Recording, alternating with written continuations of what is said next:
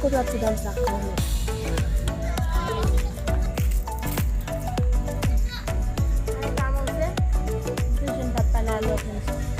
Ako yan, dito mapswina rin. Ikual ko nung bagay dito.